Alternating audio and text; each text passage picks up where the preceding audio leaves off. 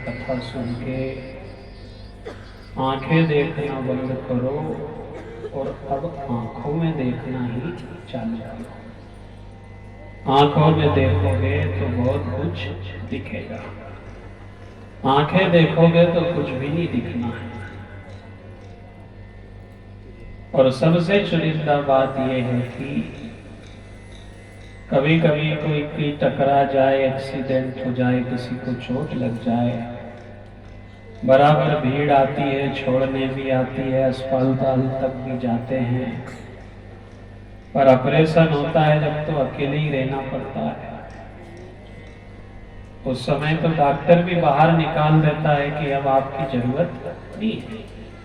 वो कहे कि मैं लेके आया हूं, मैं साथ में हूं इनके, मैं इनका अपना परिजन हूं, मैं इनकी धर्मपत्नी हूं, मैं इनका बेटा हूं, मैं इसका पति हूं। पर ऑपरेशन होते समय डॉक्टर कह देता है कि इनको अकेले ही रहने दो, अकेले ही जूझना है। विपत्ति के समय सब धीरे धीरे दूरी बना लेते जाएंगे, सब दूर होते चले जाएंगे।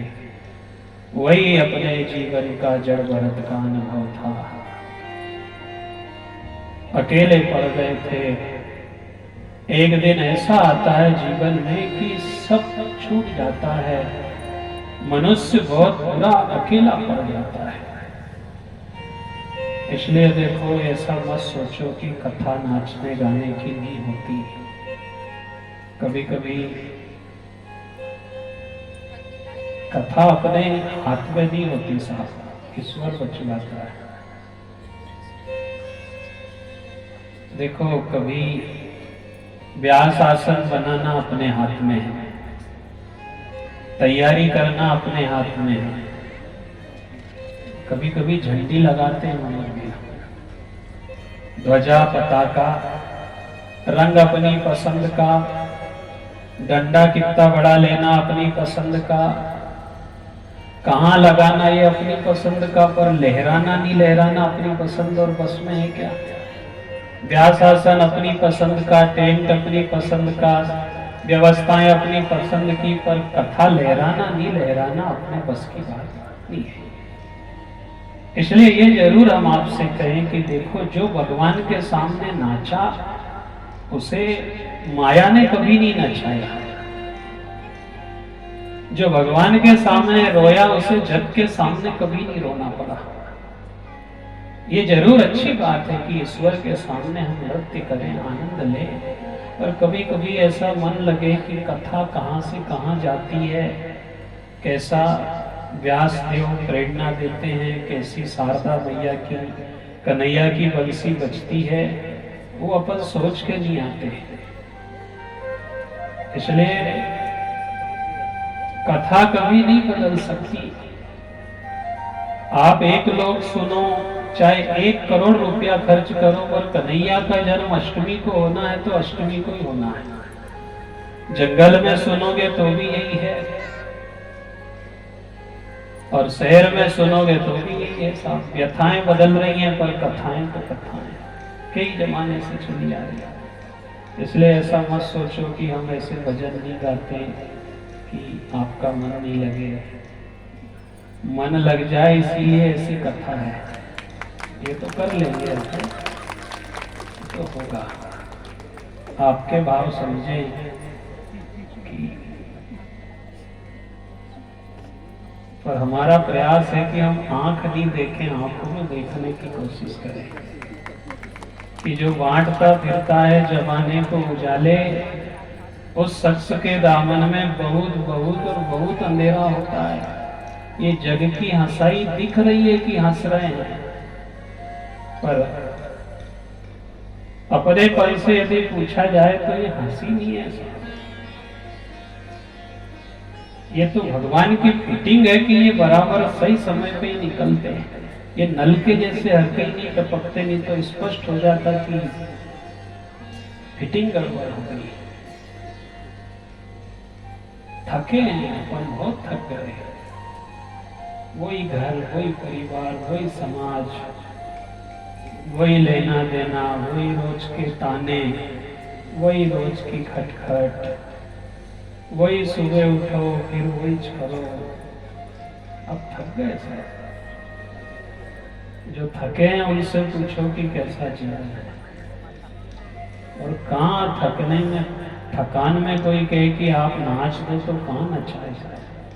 थक गए, जड़ भरत थक गए। आखिर पागल बन गए, गूंगे हो गए, मौन हो गए कि कुछ नहीं कहना, किसी से कुछ नहीं बोलना, चुप हो गए। लोगों ने बहुत नाम रखा, बहुत बातें करी कि 10 एकड़ जमीन हिस्सा में आएगी, दूसरी पत्नी के यहाँ से जन्म लिया है, परिवार के लोग अलग लगे, पिताजी ने समझाया, माँ ने समझाया, जनेऊ रख, चोटी रख, ब्राह्मण बनाए, पर तो एक ही बात की थी, अब इच्छा नहीं है, अब थक गए। लोग पागल कहेंगे, भले पागल कहें, लोग जड़ भरत नाम रखेंगे, भले रख दे जड़ भरत, जड़ भरत बन गए, पर नहीं बोले साहब, मौन हो गए। इतनी श्रेष्ठ कथा है श्रीमद् भागवत कथा की कि कई प्रकार की झंझटों से जूझ गए, पर कभी किसी से कुछ नहीं बोला इन्होंने। पिताजी की भी मृत्यु हो गई, माँ भी चल बसी, भौजाइयां जो बासा कुसा भोजन देती थी वो कर लेते थे।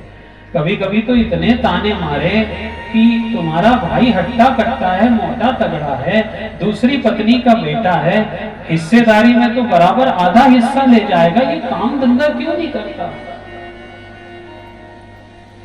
तो चुपचाप सुन लिए एक दिन कि मेरी भौजाइयां इतना गुस्सा होती है, जिन्हें मैं माँ जैसा मानता हूँ, जो मेरी अपनी हैं, जिनके साथ में छोटे से बड़ा हुआ, इनके भीतर इतना जहर भरा हुआ है, ऐसी सोच रखती है।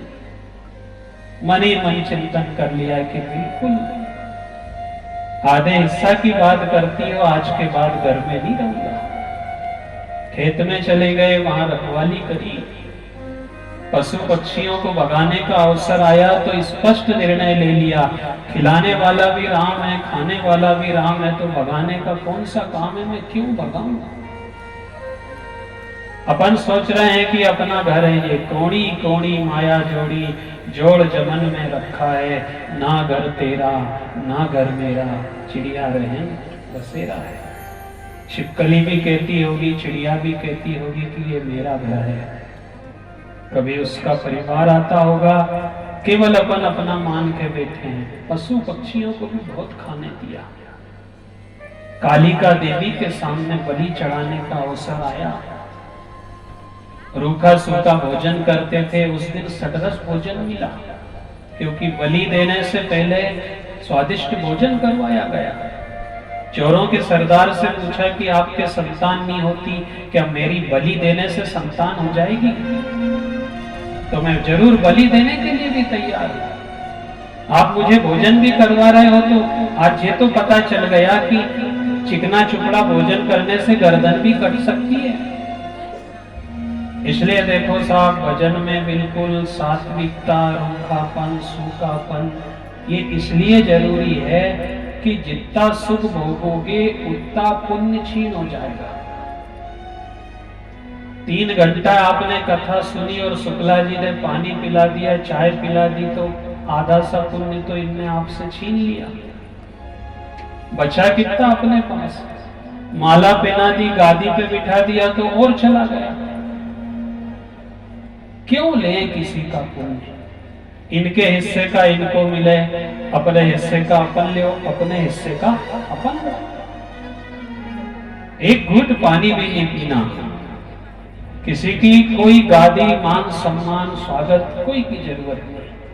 इसके बाद आप खूब करो, खूब पियो, खूब भोजन करो, खूब आराम से रहो, पर भजन करते समय, कथा सुनते समय, सत्संग में जाते समय राजर्षि जड़ भरत की भांति बैठ जाओ बिल्कुल, कि हमें कुछ नहीं चाहिए। जड़ भरत ने चिंतन किया कि रूखा सूखा मिले जब तक भजन अच्छा होता रहा।